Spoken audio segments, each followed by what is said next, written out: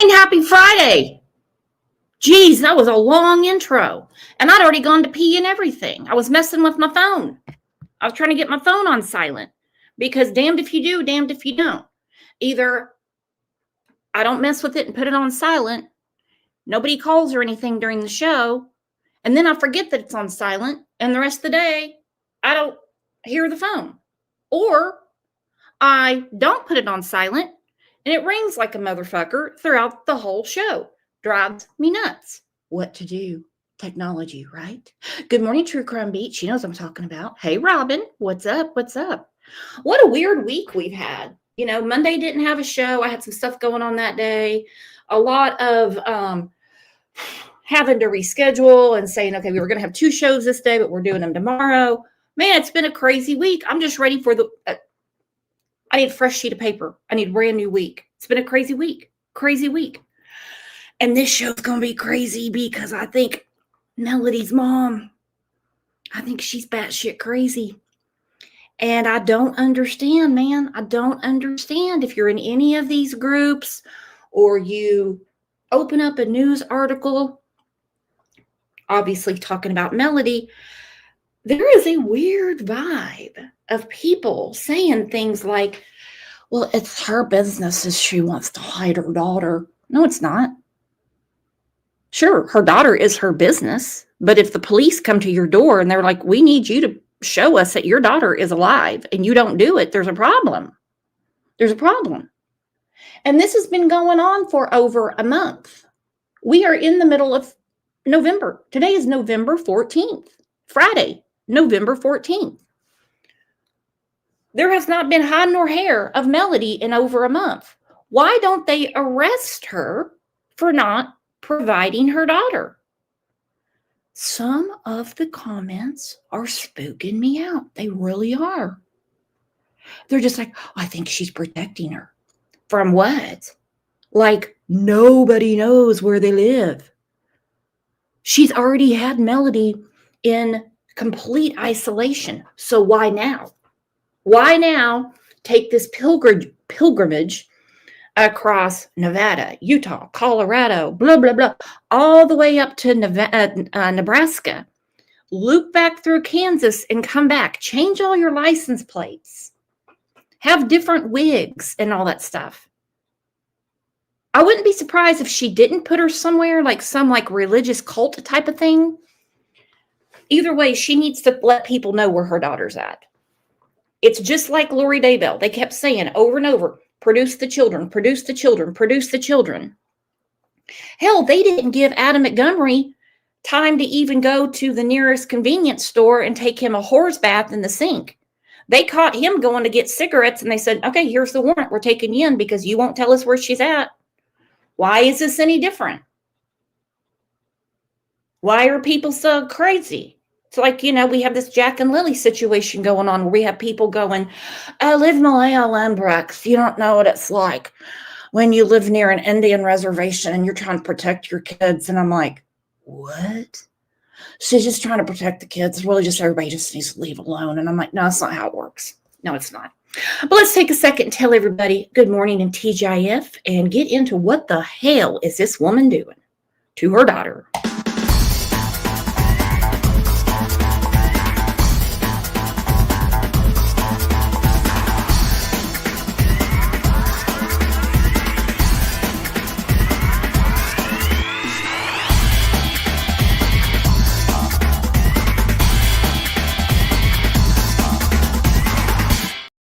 Fun to ski, you are so right. She said all in 4 days. That's some heavy driving.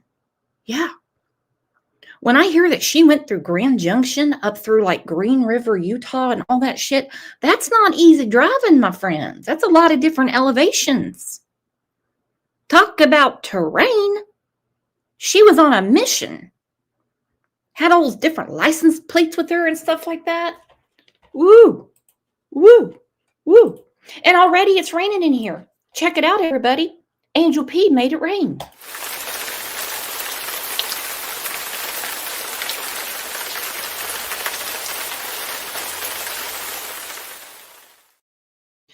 Okay.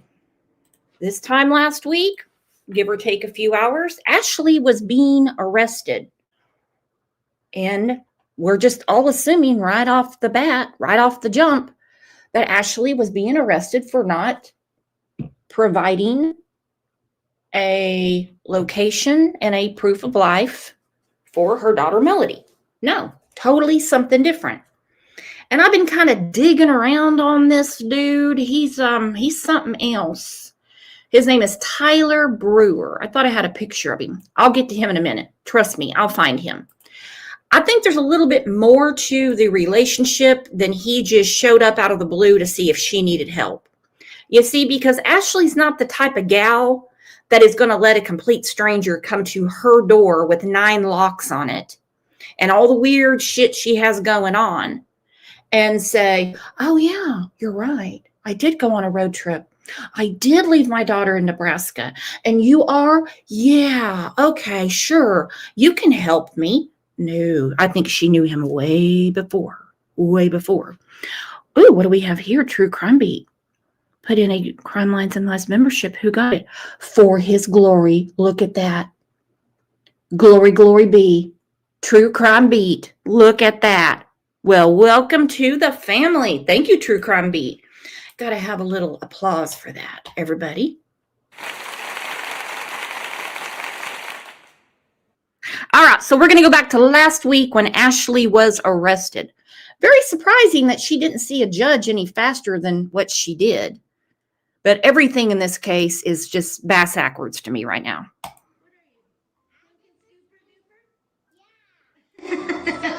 Silly. Ew, gross. Let's see it.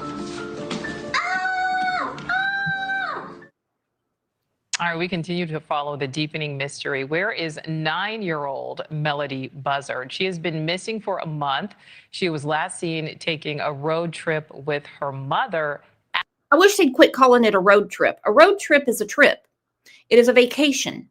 It is sightseeing. There is a festival going on. That's a road trip. When you, in a matter of just a few days, go through state after state after state after state after state, and you continue to change your tag, your license tag, the metal plate, then you come home missing one of the travelers. That's not a road trip. No, it's not. Ashley Buzzard in early October. Now, this is a map of their road trip. It outlines where there's the road trip. There's the road trip. That's a lot of shit. That's 3 days, they're saying. 7th, 8th, 9th. Okay, 4, sorry. 7th, 8th, 9th, 10th. Wearing wigs. People keep talking. They're like, well, Ashley's she's self-conscious about her hair. Well, then why is she wearing white snake wigs everywhere? Come on. Look at this. I thought I had it ready. Ange brought this up to me this morning. She goes, she looks like that dude from Whitesnake. Yeah, that's the kind of shit she's putting on. Remember old David Coverdale? David Coverdale, right? Let me find it. Yeah, you guys are going to shit when you see this. They're like twins.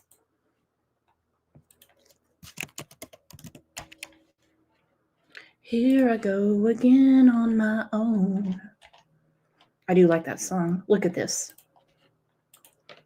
I'm so sorry. I thought I had it ready.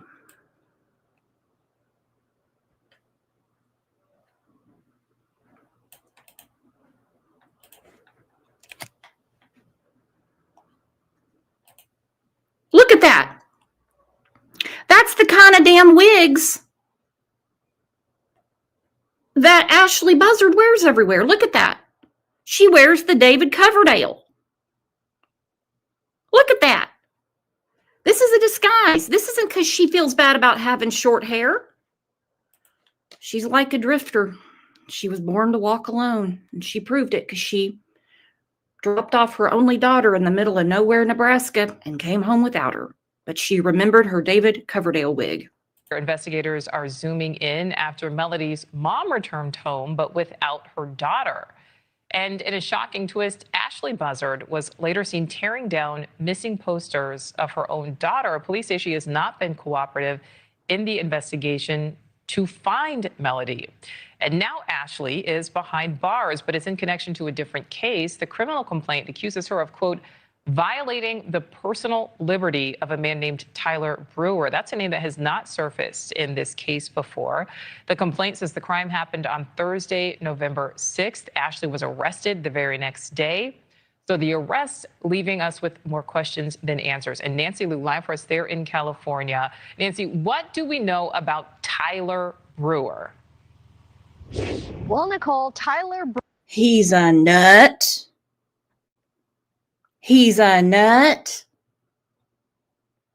People are calling him out left and right. Now, I believe that she got a little fresh with him. I believe she regretted some things she repeated to him. I believe that she tried to get him from leaving. What I need to know is, how did he know her before? Brewer, he is not doing any nation. He is an acquaintance of Ashley Buzzard, who had recently been coming over here to her Lompoc home to check on her and to try and help in the search for Melody. But during a visit on November 6th, Brewer claims that Buzzard became visibly distressed after sharing information she apparently regretted disclosing. Okay, now we know the timeline is October 7th, 8th, 9th, and 10th. This assault happened on October 6th, obviously before Melody went missing. I picked that up. I would think somebody else would pick it up. That Tyler, this happened to him on the 6th. He didn't say anything on the 6th. He waited until way after Melody gets dropped off in the middle of Nebraska.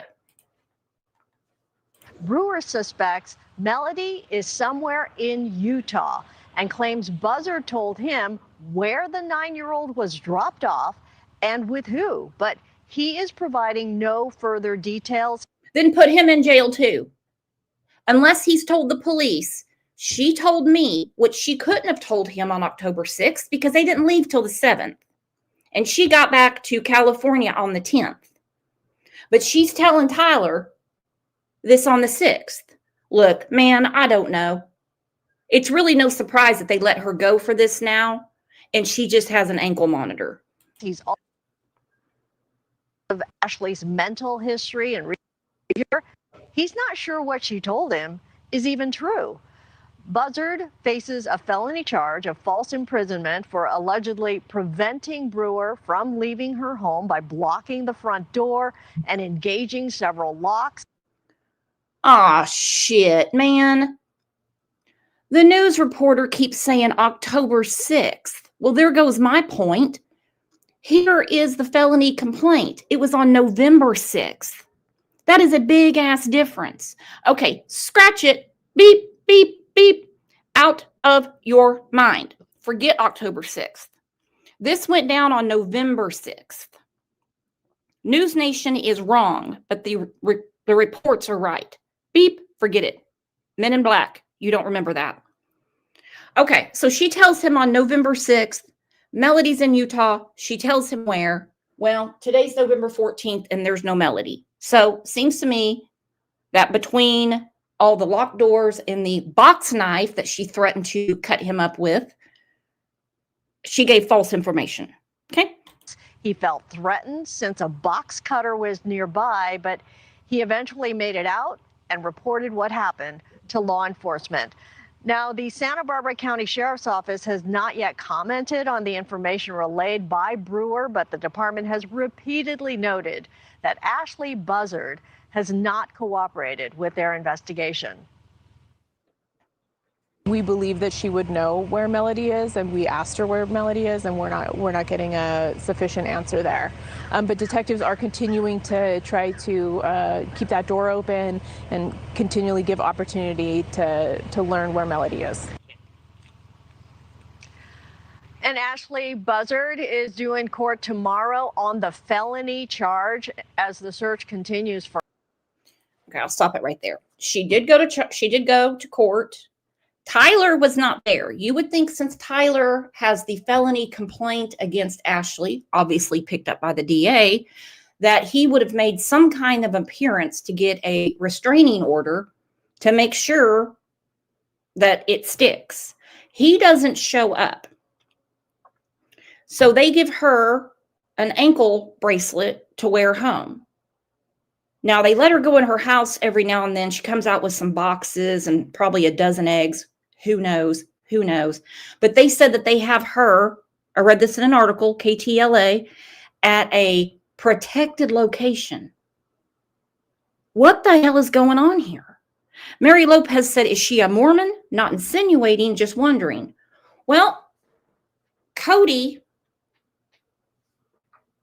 Lori Vallows, Colby, I'm sorry. Her son has been saying that he thinks this is some sort of like religious thing. And we have to admit, nothing against Mormons, but there are some offshoots of that religion and others, but you brought up Mormon. I'm just saying there are some offshoots of that religion that do some really weird things. They, when they don't get the cult that they want at the tabernacle, they go make one somewhere else. Kind of like Lori and Chad did, and a few others. Like the people that, kidnapped Elizabeth Smart. It's a thing. Let's look at your comments from the last show. Actually, the only other show we've done for Melody.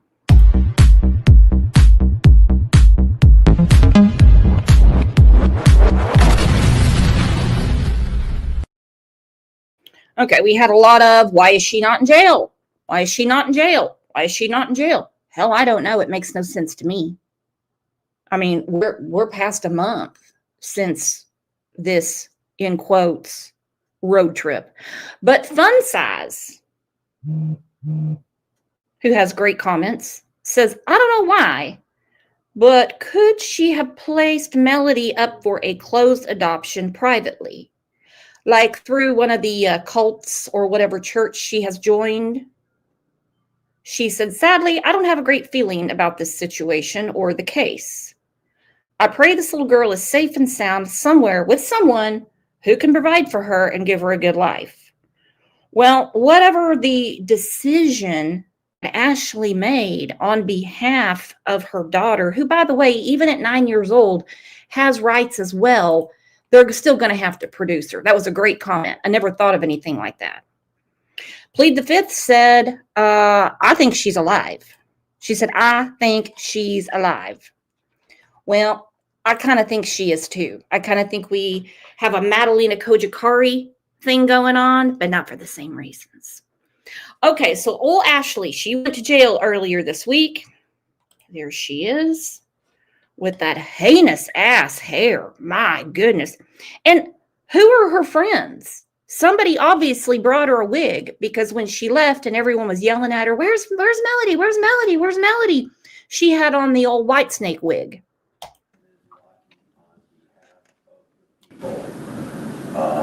Mr. Galvan. Your Honor, Ms. Buzzard waives formal reading and advisement of the complaint. We're entering a not guilty plea with no time waiver. We're requesting an assignment as quickly as possible. Okay, we'll have your assignment in one moment. Not guilty plea is entered. Special allegations are deemed denied. The court has relation of the parties. Mr. Galvan, would you like to be heard as to your defendant's status? Yes, Your Honor. Judge, I've read the pretrial service report. I have also read the discovery that's been provided in this case. We're requesting that Ashley be released, either OR or supervised. She is not a flight risk. She's not a flight risk. Bullshit. How can they say she's not a flight risk? Her daughter's not at her house. Her daughter is not in the state. We already know she knows how to put the pedal to the metal and get shit done, even in her crazy ass brain. Because she did a real quick turnaround going through Nevada, Utah, Colorado, into Nebraska, turns her ass around, cuts through Kansas and comes back, she's not a flight risk? How is she not? But anyway, they have a monitor on her. That's all we're getting out of this. And the allegation in this case is non-serious, non-violence, and Okay. I know I keep interrupting, but there's a lot to go through. By the way, I'll drop the link if anybody wants to come up, because I think I'm kind of all over the place for some reason. Non-violent. How can it be considered non-violent if she had a box cutter and she has like 7 deadbolts on her door that she made sure were all locked to where he couldn't get out because she was upset about something that she revealed that she wasn't supposed to reveal? Is that what we're calling it now? That's an okay way to deal with people? Is that how we do? News to me. But I don't have 7 deadbolts or a box cutter, so I guess I'm not in that club. allegation in this case is non-serious, non-violence, and you can fashion terms and conditions of release that can serve public safety concerns and return Ashley to court at any time that your honor orders. She should have just stayed in jail. Ms. Buzzard has been notably uncooperative with law enforcement and child welfare services. Following first, man. Okay, what the hell's wrong with this judge? Because the lady from the prosecution's office said this lady, of course they're bringing up Melody. She's like, she has been totally uncooperative, not just with the police, but with the child welfare services. Why is she not in jail? Some sort of weirdo cult adoption shouldn't save her from jail. Good morning. Ma'am, you are ordered to have no contact with Tyler S. Brewer. I'm not sure I've ever seen a 236 with a 0 with a probation override, and I'm not sure where that comes from. I'm sorry, may I be heard as to the co-workers? Sure. I'm also requesting that she be subject to search and seizure. This case did involve the use of a box cutter. Let's see. Report Lombo? Please. Yes, report Lombo.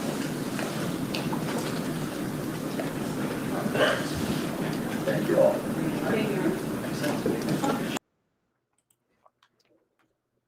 Weird, man. Weird.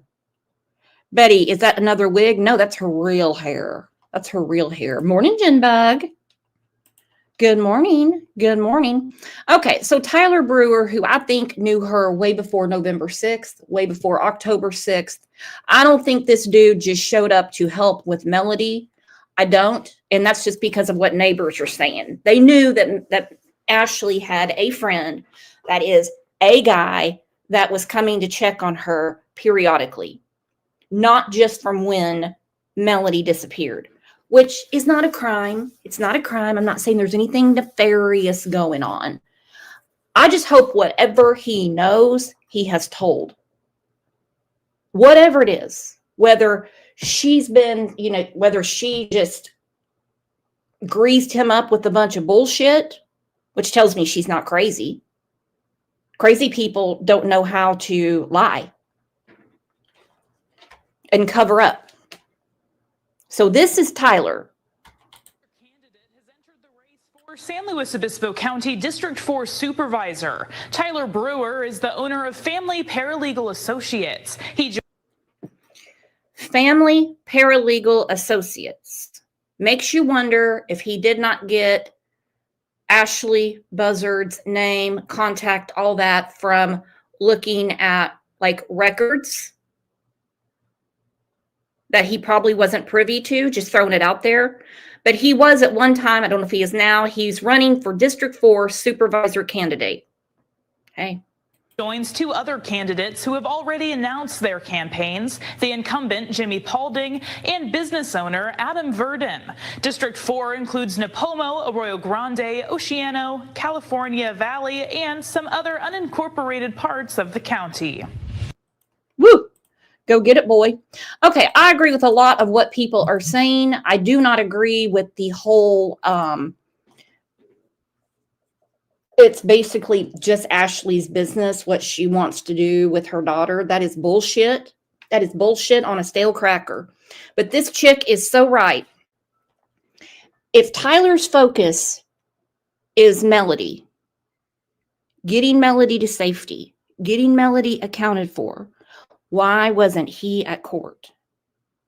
She said Tyler should have been in court with an attorney and ready to file a restraining order. Wouldn't even need an attorney for that. Restraining order against Ashley and tell his side of the story. Why would he make it known publicly that he was held against his will and then not show up to court? Why? She said, I believe he is the reason that she was let out on a GPS monitor. I agree 100% because he no-showed. The judge only heard one side of the story, and her side of the story is I didn't do it. Not guilty. That's all she said. Not guilty. Any normal person that is held against their will, threatened with a box cutter, locked in a house, should be cooperating. Is he being a gatekeeper? What going on, Tyler? Tyler. He's got a bunch of different profiles. Tyler S. Brewer, T. Brewer, Tyler Brewer. Then there's one and it's T.Y. as a first name, last name L-E-R. So you never know where he's going to pop up and say something. She goes on to say, that's why people are calling him a liar. He goes on to tell a story publicly and then doesn't even go to court. Well, he did more than that because he got on the old internet, beep, beep, beep, boop, boop, boop. All right, this is his statement that he put out to everybody. Limited comment on active investigation involving Ashley Buzzard. Hey, look, I believe she did freak on him. I do. I believe she did freak out on him. But he's not doing Melody any favors by acting like it was just another Tuesday. All right? That's ridiculous. Due to widespread public speculation surrounding an active missing child investigation, I am issuing a limited statement to ensure accuracy and to protect the integrity of the case. When Melody was reported missing, I contacted Ashley Buzzard solely to offer assistance in locating a missing child. Well, that's very stupid. That's very, very stupid because the missing child went missing on Ashley's watch. You see, Ashley didn't call 911 and say, I came back to the car because I got some Cheetos and my daughter's no longer in the car. You see, that didn't happen. She came back home with an empty passenger seat. But hey, who am I? I am a legal document assistant, process server, mandated reporter, and perceived officer of the court. Now, the perceived officer of the court got a lot of people pissed because they're like, no, he's not. But I'll let him have it for now. In that capacity, I immediately reported all concerning communication and inconsistencies directly to law enforcement. On November 6th, during an interaction at her residence, the situation escalated. Ashley became visibly distressed after sharing information she appeared to regret disclosing. A box cutter was produced, and despite multiple requests to be allowed to exit the home, I was not immediately permitted to leave. The door was secured by several locks, which delayed my ability to exit. This incident was reported to law enforcement. I am also in communication with Melody's father's family, who share the same objective, locating Melody and ensuring her safety. That sounds good to me, but you should have been in court. There should have been more done. Because I do think that she did freak on him. I will not provide further details this time as this remains an active investigation. My position has never changed. Then he says, find Melody, protect the investigation, bring her home safely. Well, a lot of people aren't buying him for several reasons. And this lady is one. She's a neighbor. And on one of the news stations, she put in here that he wasn't just there on November 6th. He had been in and out for a while. She said, it's so weird. He leaves the side door open each time. She goes, my boyfriend and I are like, what is going on? This other person said, yeah, she's really paranoid from what I hear. So like she leaves like a door cracked for him to come in and out of the side. Don't get all horny on me.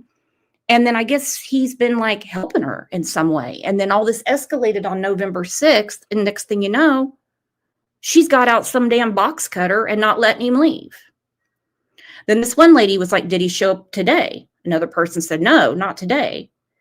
Then another neighbor said, we see a lot going on and a lot talking to said people watching her house, but don't want to always post all the info in case it jeopardized the case. So they're saying he was kind of in and out quite a bit. This wasn't like he just showed up on the 6th. It's really strange. Beyond strange. Okay, so now I'm going to let you know that Tyler S. Brewer does not want anyone talking about the case. You can talk about Melody all you want, but his involvement, he doesn't want you to, or you're going to get one of these. Signed by Tyler S. Brewer. He's even got a P.O. box. This letter serves as formal notice to immediately cease and desist from publishing, distributing, or otherwise promoting video content, statements, or claims about me on TikTok or any other public platform. Is YouTube public? I'd say it is. That's okay. That's okay. You are currently posting such content under the TikTok account. Okay, he's after a TikToker for calling him a liar. Okay, what does he have to hide? Boo-hoo. Someone thinks his story doesn't make sense. Boo-hoo. Including video that identifies me in present statements that are false, harmful, and portrayed as factual, causing ongoing personal, professional, and reputational damage. Your conduct implicates violations of California law, including but not limited to defamation, slander, false statements causing injury. Did he get a boo-boo from someone saying I don't believe him? I don't know. Invasion of privacy, civil harassment, and these people that step on Tyler S. Brewer's toes, they are required to remove all videos and get his name out of your fucking mouth, refrain from posting any further content about Tyler, cease promoting or amplifying narratives about Tyler and his situation with Ashley, stop encouraging public engagement about his tete-a-tete with Ashley. How the hell does this make any sense? So failure to stay out of his Kool-Aid means he's going to file a civil lawsuit. He's going to seek civil harassment charges. He is going to issue preservation subpoenas, okay, to TikTok, Facebook, YouTube, what have you. He will pursue all applicable attorney fees and costs. So whatever he puts out, you're going to have to pay him back. This is bullshit. This is something that Stacey Wanderer would do. And Stacey actually had better punctuation than this guy. This is crazy. And if he's working with Melody's father's family, they wouldn't want this riffraff if they are truly on the side of Melody. They're not going to care about his little feelings over Melody's. The whole thing is insane. Insane. Then out of the blue, and these things can either be really good or really bad, we have a private investigator that has gotten involved. It's always a good thing or a bad thing, I've noticed in these cases. And we don't know if it's a good thing until they get to trial. Because then somebody gets on the stand and they're like, I'm a private investigator. I was contacted by such and such. I came across this. I turned it into this agency. I am just here to verify that, yes, that information came from me, that type of stuff. But then when we have the ones that are like right in your face from the beginning, like old Chrissy Travers in the Lily and Jack case. We've had some weird PIs in the Summer Wells case. There was one in a case that's really close to my heart, and I think the woman has done nothing but fuck a bunch of stuff up. We'll find out when the proof hits the pudding. So this guy, he is commanding a lot of attention. You tell me what you think. Okay, there he is. At first I thought he was on that On the Tira guy, and I was like, cool, but it's not. It's because of your reporting, and we're following up with any other leads that we might develop as we go.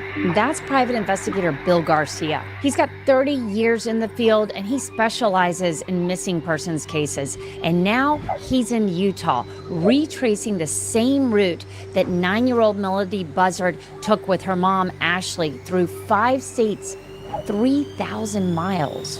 It's a 3,000 miles. You guys know that my husband's an over-the-road truck driver. He would have to leave on Monday morning. Now, don't get me wrong. He's got to deliver and pick up and that stuff too. She did this very, very quickly. Did she sleep? 3,000 miles is nothing to sneeze at. And before anyone says that I'm ragging on the PI, I'm not, because I don't know anything about him. I'm sure he's done some great work. And in the end, I wish him luck. I truly do. I truly do. Because, well, Melody's missing. bizarre 3-day trip, complete with wig changes and switched license plates. Could Melody have been dropped off along the way?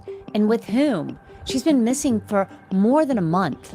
I'm Ann Emerson with Criminally Obsessed, and we have been on this case since day one. We've been tracking leads, verifying sightings, and working with law enforcement from California to Utah. Bill's working pro bono for Melody's father's family and chasing a possible sighting. Somebody better be giving him gas and treat money. That's a long, long way to drive. That's a lot of shit to do to be doing it pro bono. Somebody better be getting him a petroleum card. I'm going to go ahead and say it.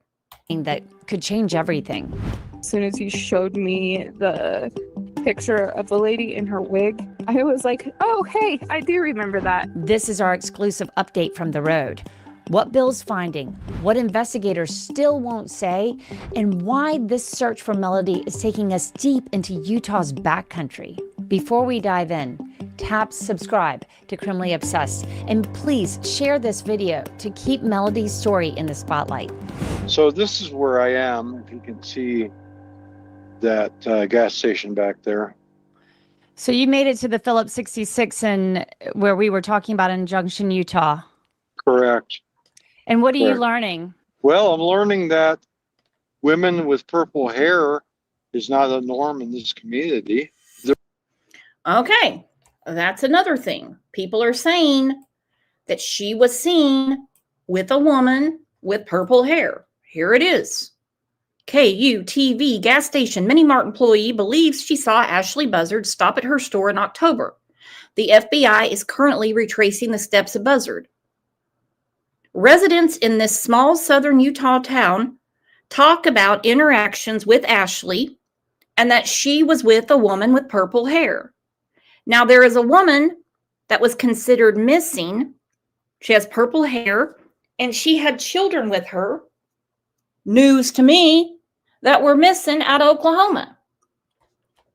So I know a lot of people are trying to put it together. Is she the woman with the purple hair? Then some people say, no, this woman doesn't have purple hair. This is one of Ashley's wigs. Nothing would surprise me, okay? I already need a damn crane to get my chin off the floor from how crazy this shit is. And I don't know what's crazier. The fact that the police, as it appears, are letting Ashley just steer the boat and they're just sitting back. I don't get it. I don't get it. There isn't that type of hair style or color for anybody that lives in the area. So most likely it would be somebody that would be transient or just passing through as opposed to living in this area, even though it is pretty rural. Ashley made this trip all the way up to the Nebraska area. Is that what you're going based on, and that this was the return trip? This guy's got a really, really, really good reputation from what I gather. Now, he's focusing a lot of his energy, just what I'm gathering from the same video you're watching in southern areas of Utah.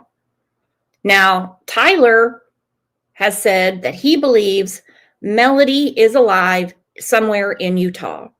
Well, then it phrases the question, somewhere in Utah, Utah's a big state, but the FBI has already said that then Ashley went up to Nebraska, through Kansas, and then back to California.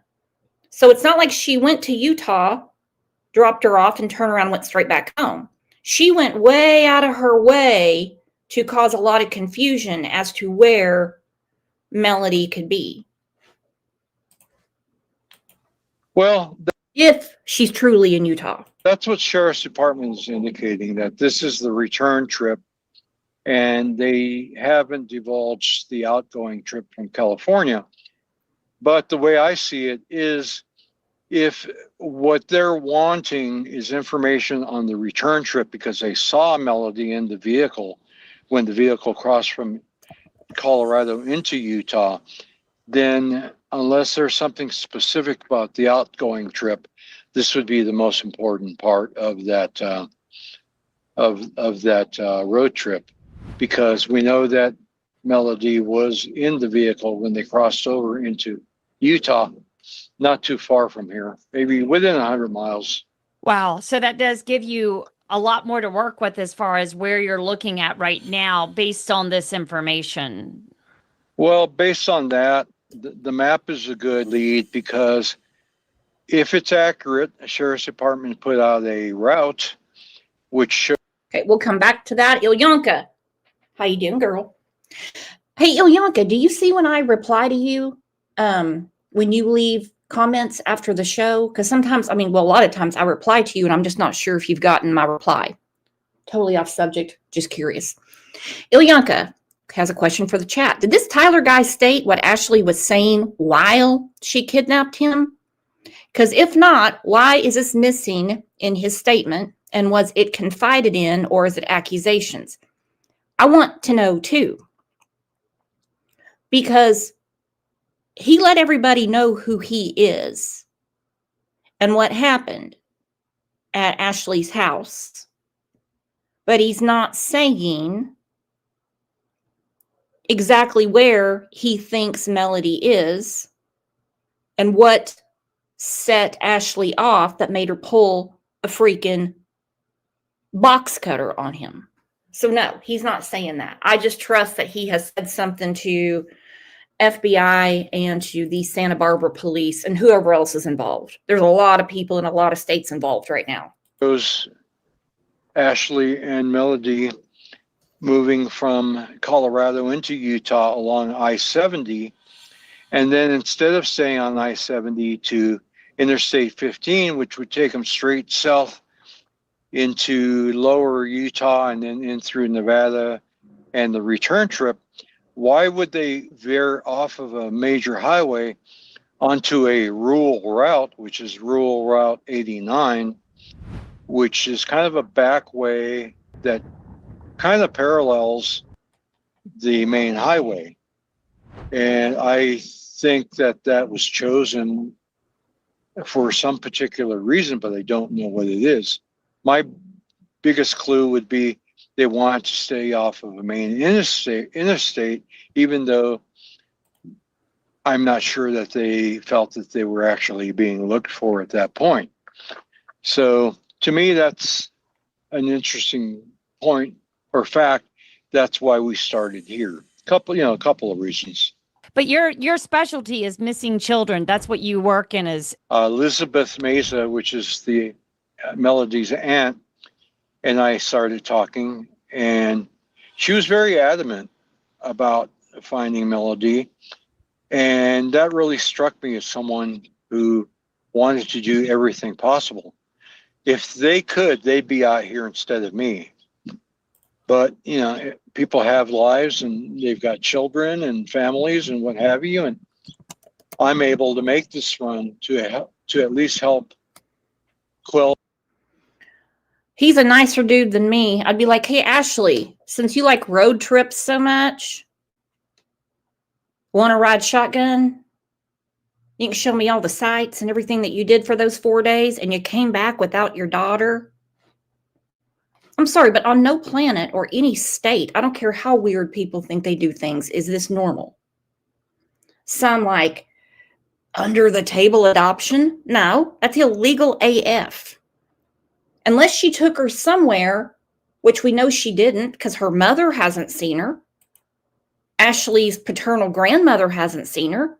I mean, here's Ashley's mom. She said, here's what the grandmother, Lori Miranda, who is Ashley's mother, is saying.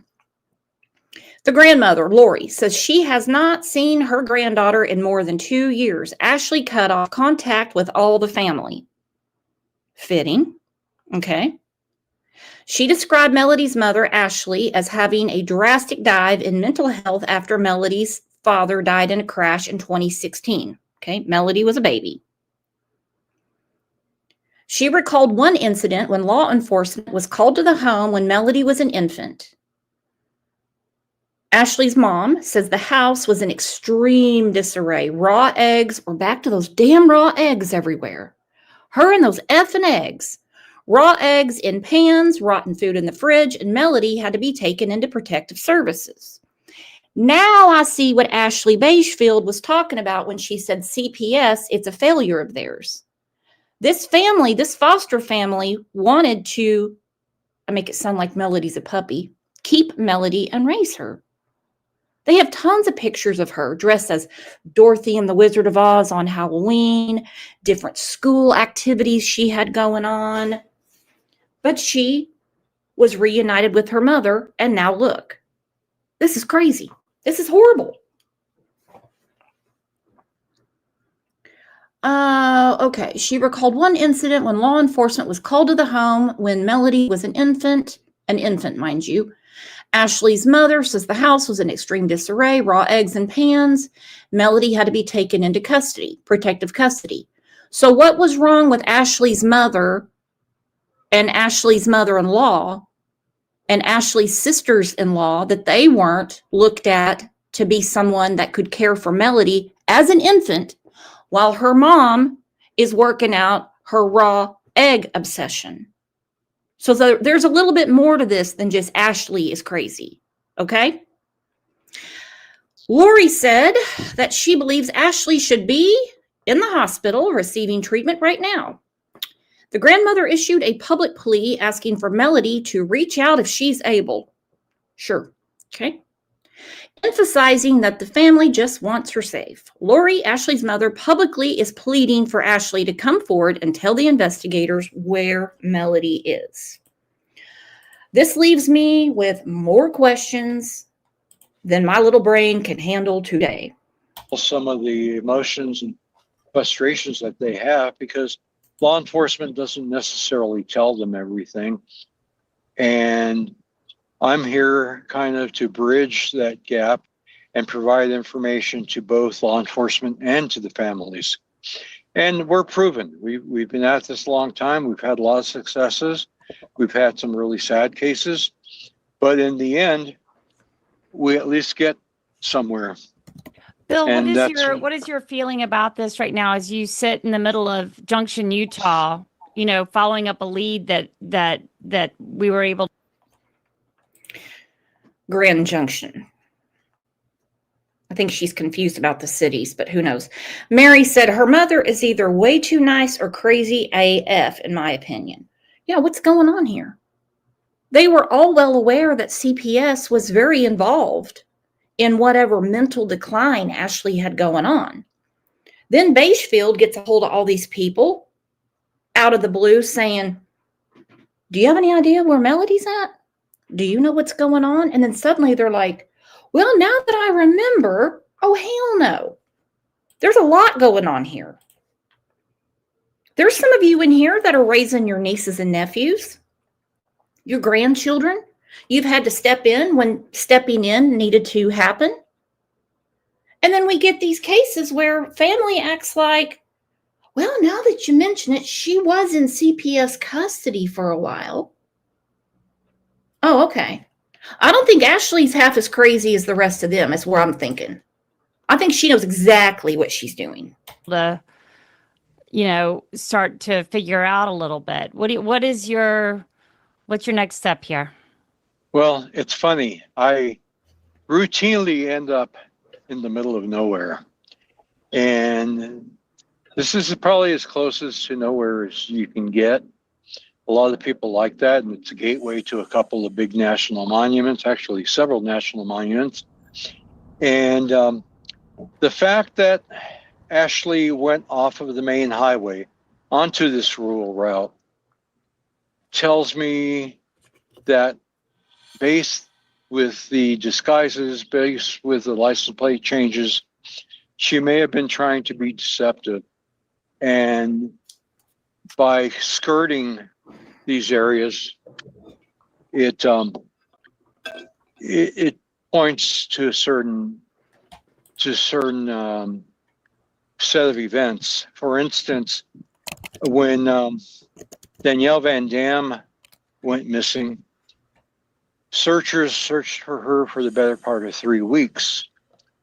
I used the information that was deduced by or disseminated by law enforcement and came up with a theory. And it turned out that my theory was correct. The first location that I placed searchers at is where young Danielle Van Dam's body was found. And so a lot of times you have to put yourself in the mindset of the person who may have done some wrong. And so I use that to follow the leads. Is there any reason why we should be worried about trafficking at this point? Well, if you understand the points that... Okay, before he gives his opinion, I want to get yours. What is the possibility that Ashley, as straight-laced and worried about negative energy, that she would really delve into such a world, and that is that world of trafficking? That would be something she would have to have a burner phone for, because I would think they would have honestly found it real quick. So do you think this could be a trafficking situation, or are we going kind of the religious route that, no pun intended, her egg got cracked and she's got something crazy going on in her brain, that the world's coming to an end or something, and she took her to some like remote location? For some reason, the trafficking thing isn't ringing a bell with me. What do you all think? Retro says she thinks it is trafficking. Okay. Mallory says, I don't think she did that. Janaka, did she stop at any truck stops? Not like truck stops per se, you know, like 18-wheeler type truck stops from what I understand, but, you know, convenience stores, got to stop and pee, or, you know, get her Cheetos, you know, get a bottle of water, whatever, just stuff like that.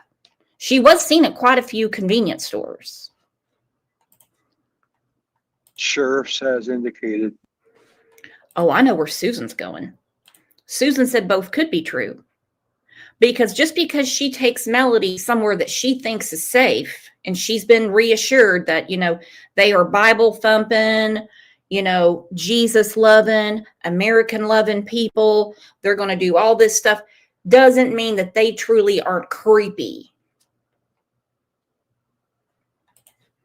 And Kat is coming in with the legalese, because she said, by definition, if she's alive, she has been trafficked by definition.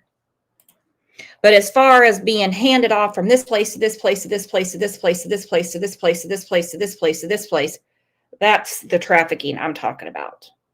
Again, I'm getting a real cultish vibe here.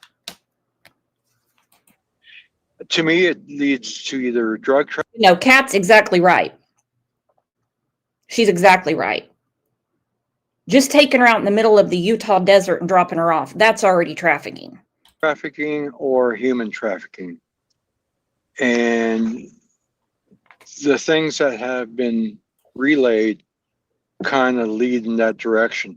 But I don't know Ashley. I don't know if she's into drugs or whether she's into human trafficking. It doesn't appear to be, but I know her very little. Yeah. And so we're hoping to find out here real soon. They're so lucky to have you there right now. I mean, I can't even imagine how helpful it is to have someone with your background. It's important. It is. And what have you been able to learn? I mean, I know you were certainly doing work before you got here to Utah. Is there anything you can share with us as far as understanding what happened to Melody? We didn't know where to start. This was not necessarily the initial starting point, but as we do research, as we learn more and more from the Sheriff's Department, as we learn from other sources, we start to develop, okay, where do we hit the ground running? And a couple of nights ago, I gained information that brought me to this area. And unfortunately, I'm not able to disclose what I learned other than this is a great starting area. Is this the same? Is this part of the reporting that we did, KUTV did, and what Criminally Obsessed did? Or is this something else? It was really, really freaking weird because she just like opened the door at the store and like halfway poked her head in. And then said, "Did you guys know you have a whole bunch of kittens out here?" And I was kind of surprised. And I said, "Yeah, we have a whole bunch of little feral kittens." And she said, "Okay." And then she turned around and got back in the car with the lady with the purple hair. Now we have feral cats and purple hair? Okay, let's look at this again. As we learn more and more from the Sheriff's Department, as we learn from other sources, we start to develop, okay, where do we hit the ground running? And a couple of nights ago, I gained information that brought me to this area. And unfortunately, I'm not able to disclose what I learned other than this is a great starting area. Is this the same? Is this part of the reporting that we did, KUTV did, and what Criminally Obsessed did? Or is this something else? It was really, really freaking weird because she just like opened the door at the store and like halfway poked her head in. And then said, "Did you guys know you have a whole bunch of kittens out here?" And I was kind of surprised. And I said, "Yeah, we have a whole bunch of little feral kittens." And she said, "Okay." And then she turned around and got back in the car with the lady with the purple hair. Where'd she get the lady with the purple hair? Because the FBI has said when they went out on their maiden voyage, it was just her and Melody. That's what they have said. So Melody gets dumped somewhere. And then she suddenly is looking at feral cats with a lady with purple hair. Huh. All right. Y'all take a second to answer that poll that's about Tyler, and then I'll have another one. And please hit the like button. We have 115 people in here, so we should have 115 likes. And I was actually on the phone with my husband at the time, and I remember saying, "These two really weird ladies just came in and made a comment about the cats." And that is like the majority of what I remember right there. Do you have any sort of estimate on how old the woman with the purple hair was? Like whether that was someone younger or older? She had to be probably late 20s to mid 30s would be my guess. Okay, so it's not Melody with a purple wig. The lady's face looked late 20s, early 30s. Well, late 20s to mid 30s.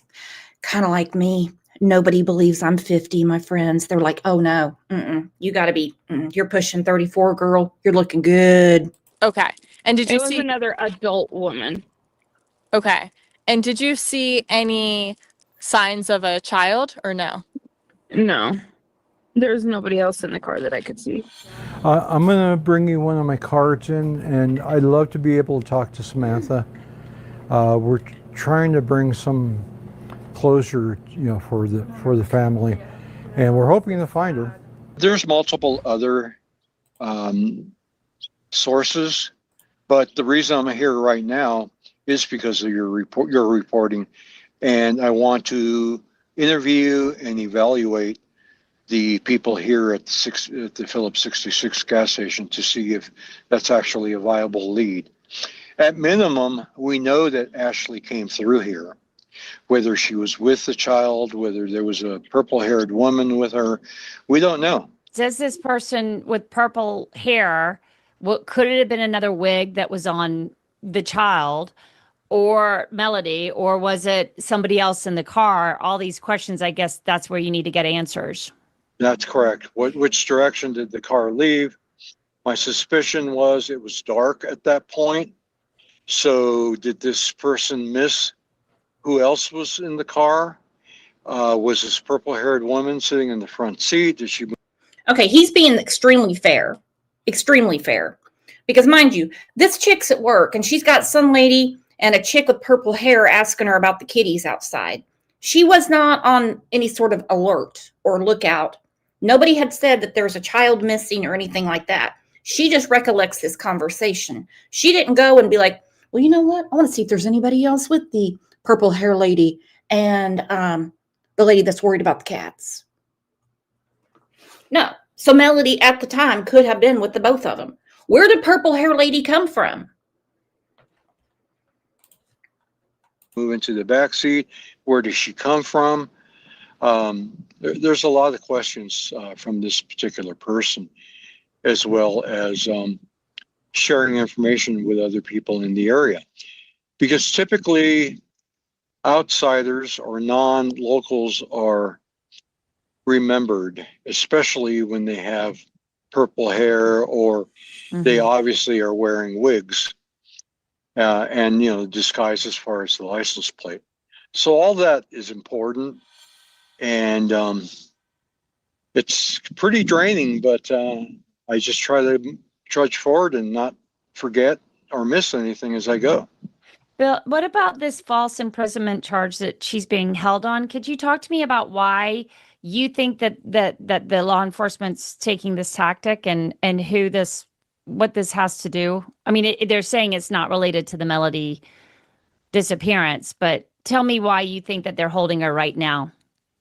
Well, I find that hard to believe that it would not be related, being that Ashley rarely went out. If she did, she took a ride-sharing ride out and back, or she'd run a vehicle, but she didn't seem to have very.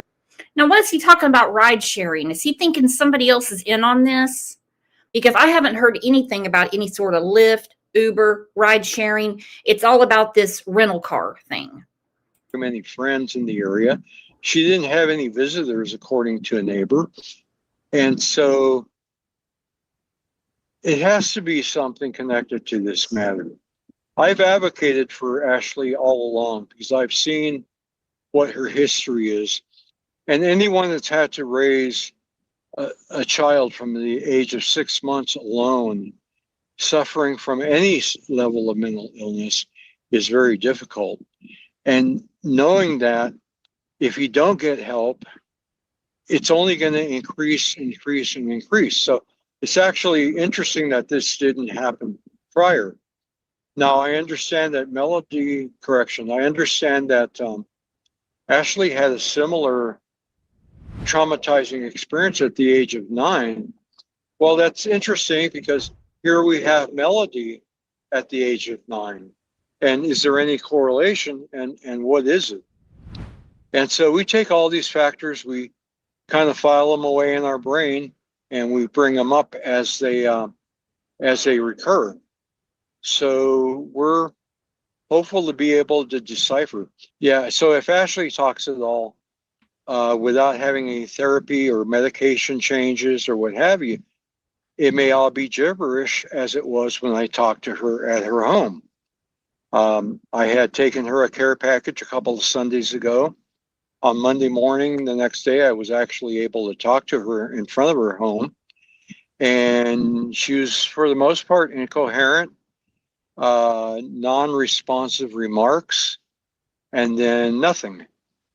And so I worked as a first responder in emergency medical services for a number of years, and I often saw patients who were.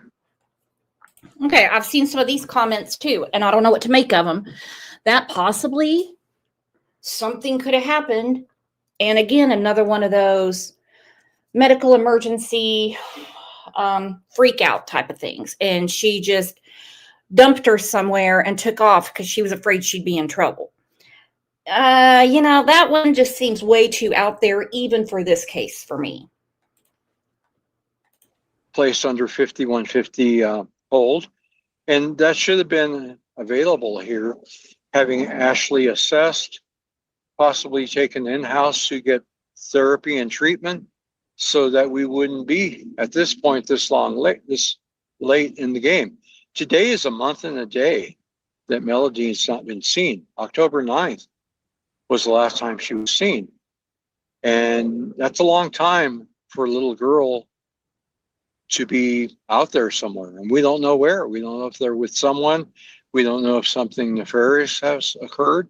We just don't know. So we're burning the candle, that's for sure. So they're going to hold her. They're going to, and when you saw Ashley, she didn't really respond to you. She didn't have much, but you went to her door. Did you have a care package from the family, from Lisbeth? No, I had conducted surveillance for a number of days. I noticed that she had not come out of the home for 3 days, not at all. She normally would come out, go to the garage, go to the mailbox, but she didn't come out at all.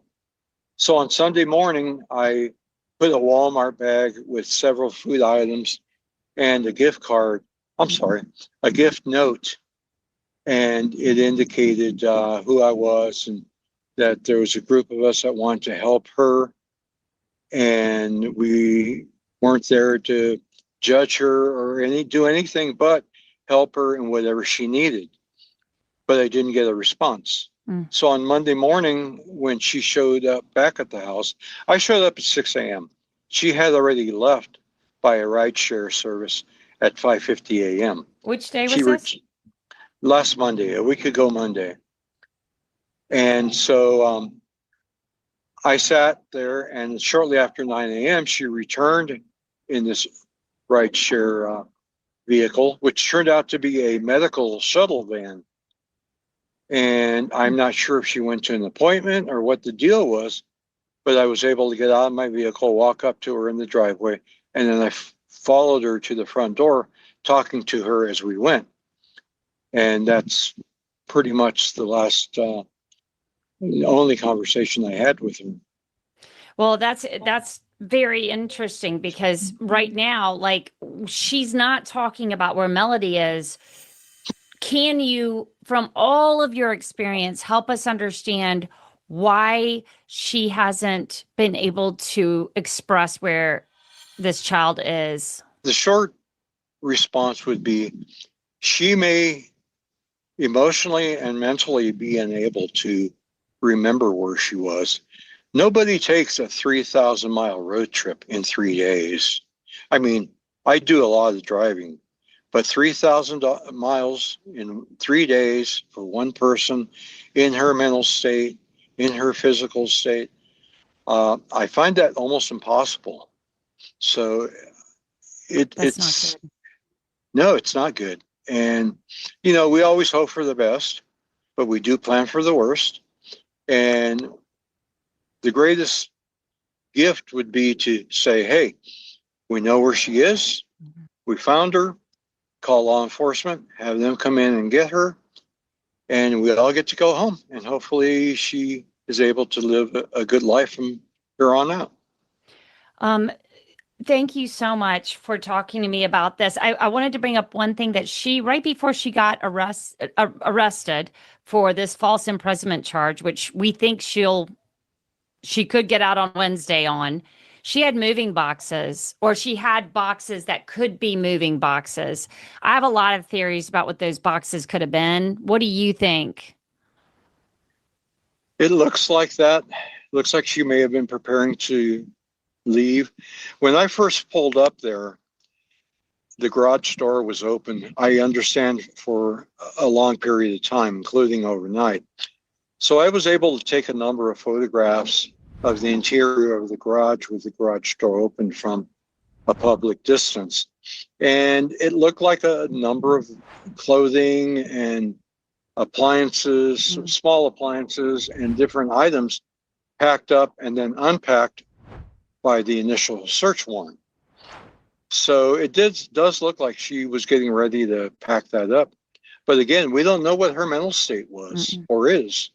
And so it's hard to deduce what that was all about. So one of the things we're doing is we're passing out this flyer to residents.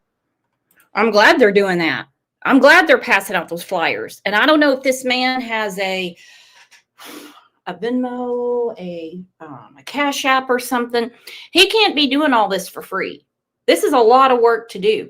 It's a lot of miles. It's a lot of mileage. It's a lot of fuel. It's a lot of food. It's a lot of time. Those flyers are not cheap unless Emmanuel Harrow's mom made them. But the whole mental state thing, she crossed too many T's and dotted too many I's for her to be crazy. Her mission is telling me that she knew exactly what she was doing. All the different wigs, not using her car, but renting a car. Getting all the different license plates. And trust me, I'm no mental health expert.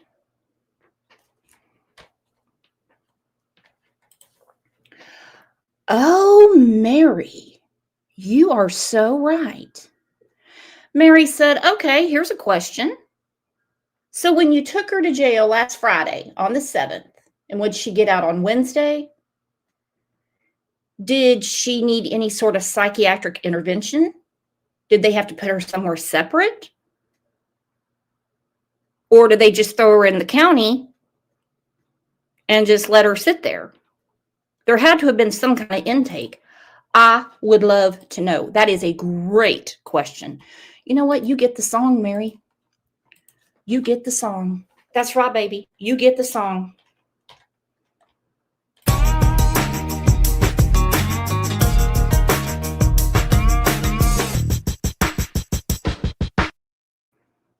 Really take it above and beyond. I've had families that they just sit back and let everybody else do the work and don't seem to lift a finger. This family is the complete opposite. And so I'm hoping we're able to help and bring some closure for it. Well, thank you so. You know, blessing. I mean, it's not like he's a PI that's sitting in, South Beach, Miami, drinking a mint julep, just waiting for a girl that looks like Melody to walk by. This is crazy. This is crazy what's going on. All right? And this Tyler guy was just, these people are after him. Big time.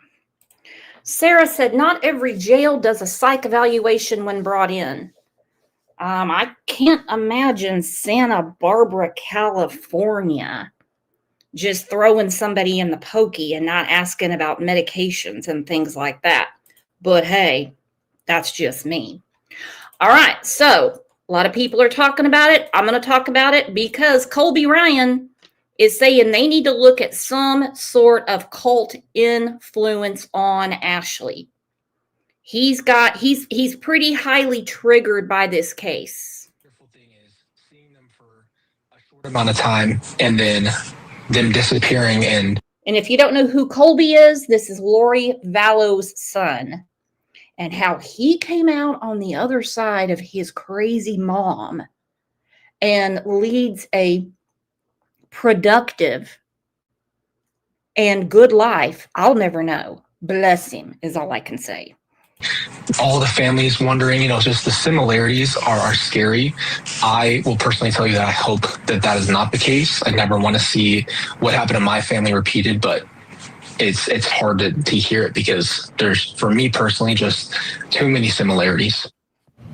Kobe Ryan, he's a really, really sweet guy. He has been through so much trauma, losing his siblings, and certainly understands this is a position no one wants to find themselves in. So take a look at this. This is the timeline of some of the key moments. So October 7th was the day that photo was taken that I just showed you, where she appears to be wearing the... He's saying that he sees a lot of similarities. I just put a poll up for you guys. Do you all see any similarities, especially the ones that really followed the Vallow case? And of course, you're here now talking about Melody. Do you see any similarities? And if so, what? If she's into this cult stuff and she thinks that eggs clear her of her negative energy, that's 2 for you, okay? So it's important to remember that the last time anyone physically saw Melody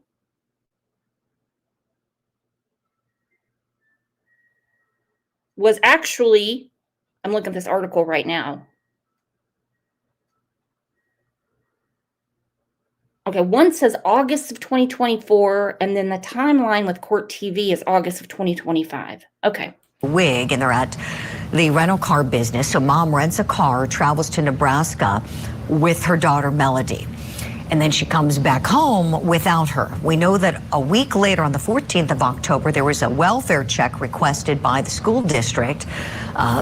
Melody, of course, not found. So now we know police need to get involved here. So detectives searched the residence on the 15th.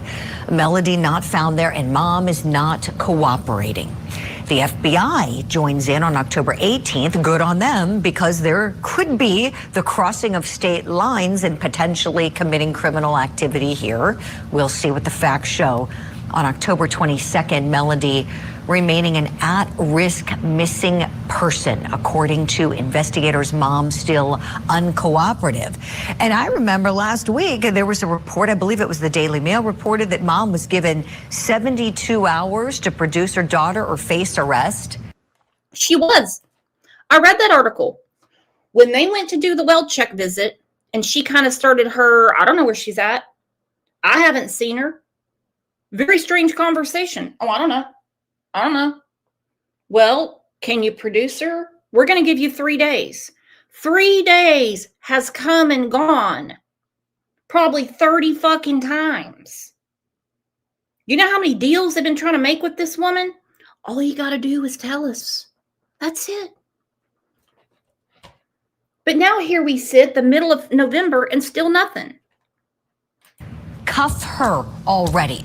Let's bring in our guest. Let's bring in retired NYPD Sergeant Joe Giacalone to talk about this. Sarge, should she be a caller? Well, she's going to be eventually. I think they're holding off until they can, make their case. Unless she's a flight risk, I don't see what we would refer to as dropping paper on her just to hold her. I'm sure that the detectives have sat down with the district attorney and have gone through all the different scenarios. And yes, we can have a child neglect and we can have all those charges. But how long will they be able to hold her on those? So I think, patience is going to play out here. There is a lot of evidence that needs to be gathered in this case. We have the rental car, which is your movable crime scene. Listen, they had to stop for gas, food, bathroom breaks. So trying to figure out where those locations potentially were to see if there was video of any time that they can actually see Melody, maybe in the car or she gets out of the car. So then the investigators can pinpoint a little bit closer to where they think Melody might be. And that's going to be painstaking. Easy pass records, if there's any tolls on the roads. There is so much data that they're going to have to get, cell phone records. I mean, you name it. So it's going to take a while to cull through all that information. Definitely, Sarge. Sarge, I got to tell you, what I'm most fearful of for this child is trafficking. Do you have any suspicion that her mother could have taken her to Nebraska for those purposes and sold her, left her with someone? I think it's going to be a theory of the investigators for sure, and this is where cell phone records, internet records are going to play a role in that, because if you're going to try to pull off something like that, there's going... Okay, again, I don't remember. I don't think I did an official poll. I mean, where are we leaning here? Do people, are we thinking that it was Ashley's grand plan to get her to Utah, Nebraska, Kansas, Grand Junction, Colorado, whatever, for trafficking in any form. Like, the PI said, drug, human. I mean, she's not anywhere around. It's just such a weird combo coming from Ashley, considering she's Miss Isolation, doesn't want anyone around her, freaked out by eggs. Imagine what that house smells like with all those damn eggs everywhere. Marie said, I think she's hiding. To be an electronic braille to that kind of behavior. So, they're going to have to get the subpoenas from all these companies, and they're going to have to cull through it. Either way, I don't think this ends well, unfortunately. So let's just hope that she is alive and okay. And then they'll have to deal with the consequences of what happened to her afterwards. And right now, it's just the investigators need to find her and figure out exactly what happened here. Yes. I have a clip from Melody's half-sister, Franz Borghardt, joining us as well. Franz, I'll come to you on the other side of this clip.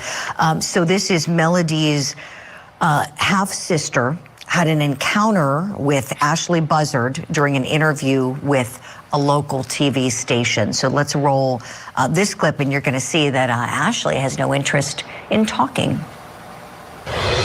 To anyone except for Tyler,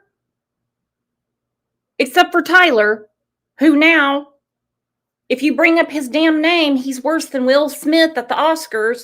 He's going to get you a cease and desist to not hurt his feelings. Ashley, it's Karina. I just want to see if you're okay.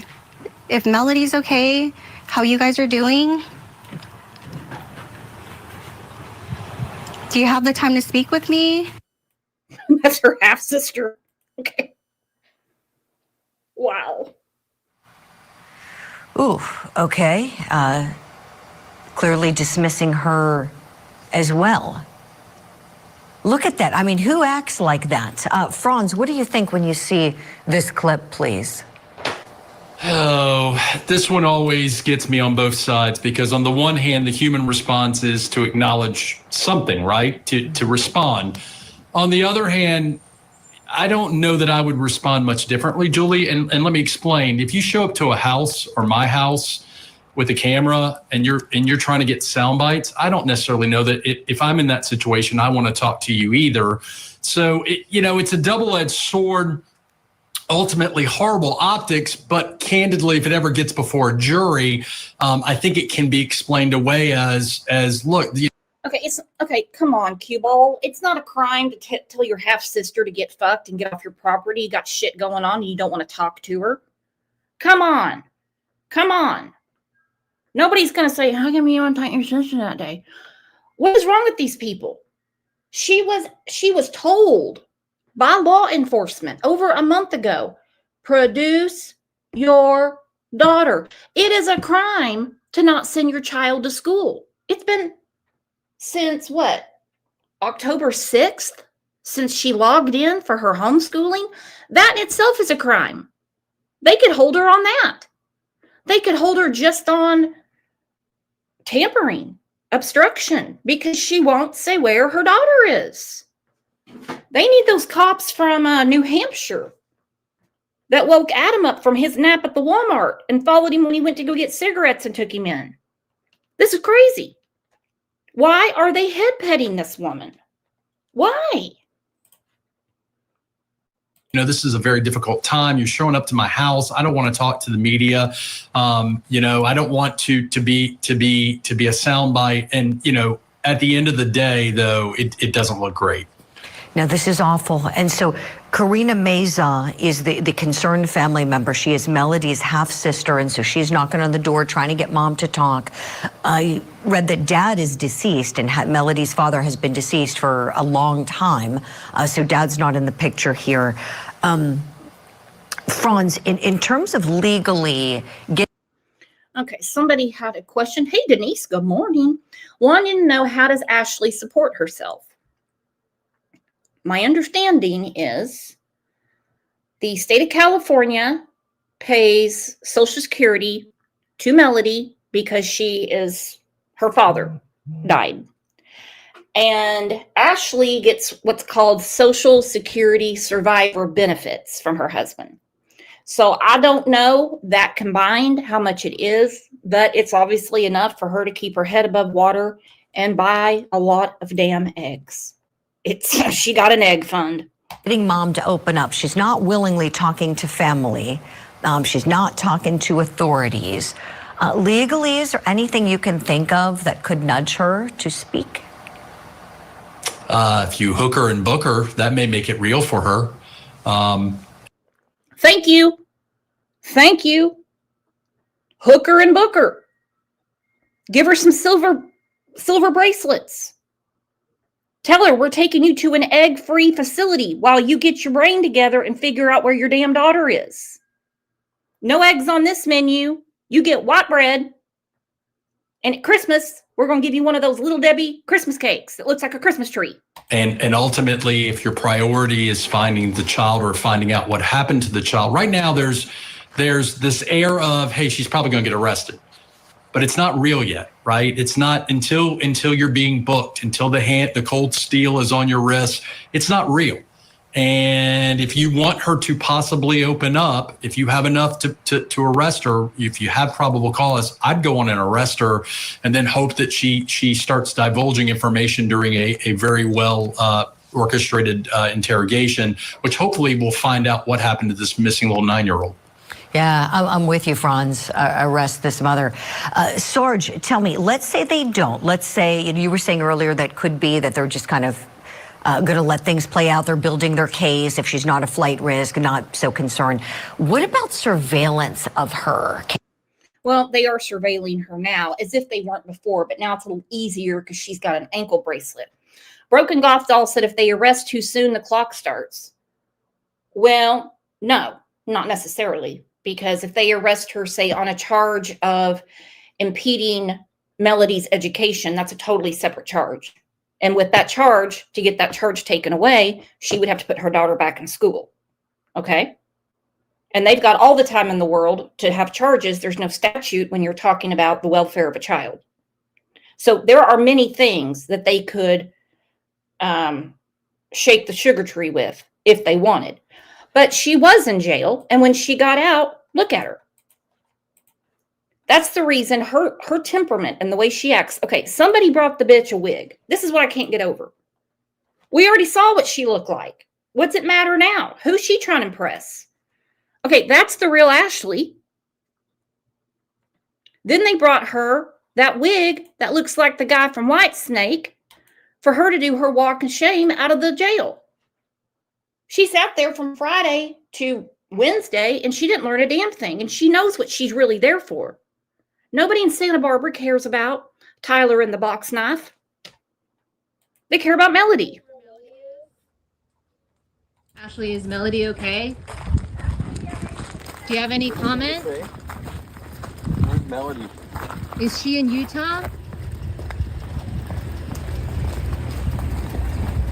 Ashley, do you have any comment?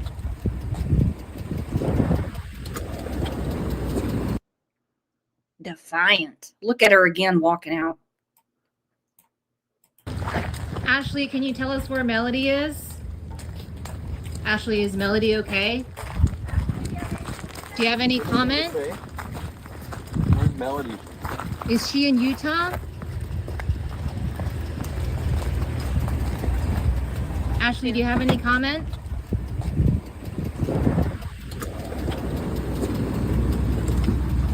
Can you tell us where Melody is?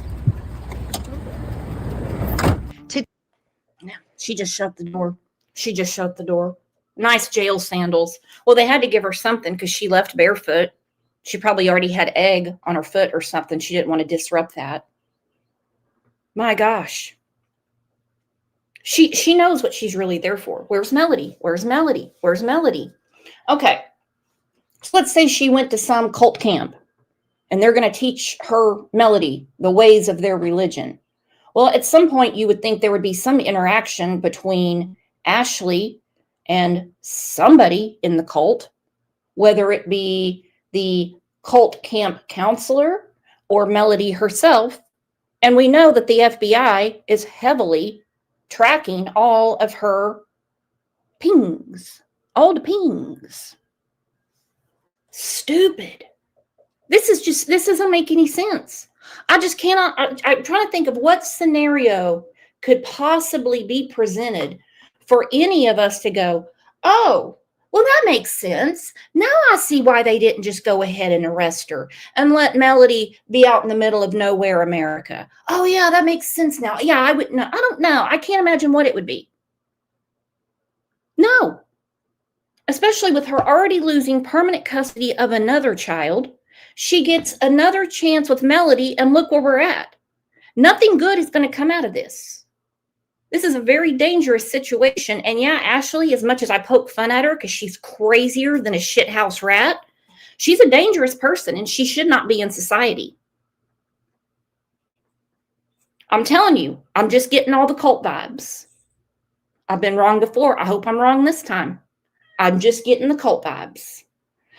All right, you guys, if you catch us on the replay, you know the drill. Please hit the like. I could use all the likes I can get. Please leave me a comment and tell me what you think, because I thought that was a really interesting comment by Fun Size when she said, could this have been some kind of private adoption and she just won't talk about it? Kimberly asked, who called Melody and is missing? The school. She wasn't logging in for her schooling, and they did. Because I'm assuming Ashley wouldn't answer the phone, probably wouldn't answer the door. And so they had the police go over and do a well check, which is good. Good. They went straight to the police. And now here we are. And all we have is Box Knife Bobby. This poor PI that can't make heads or tails of where the purple-haired woman came from. It's a mess. It's a mess and a half. And the only person that can solve it is Ashley, and she's not in any hurry to do it. She's a nut. She's a sick-ass woman. She's a sick-ass woman. Kimberly Mann's not, though, because look at that super sticker for me. Woo, we're getting to the end of the month. We need that badly. Thank you, May Lynn. Gifted a Crime Lines and Lies membership, and Karen got it. Well, that means I owe you guys a Members Live. Tell you what. We might do that. We might do that later this afternoon. But in the meantime, you guys enjoy your TGIF. Don't do anything that I wouldn't do or wouldn't like to watch or partake in. Okay, go ahead. It's Friday. Do it. And let's stay on the up and up with this Melody situation, because I think it's going to get crazier before it makes any sense. You guys are the best. Thanks, mods. Thanks, new members. Thanks, friends. Thanks, old friends. And like I said, we're going to stay on it. You guys are the best. Love you.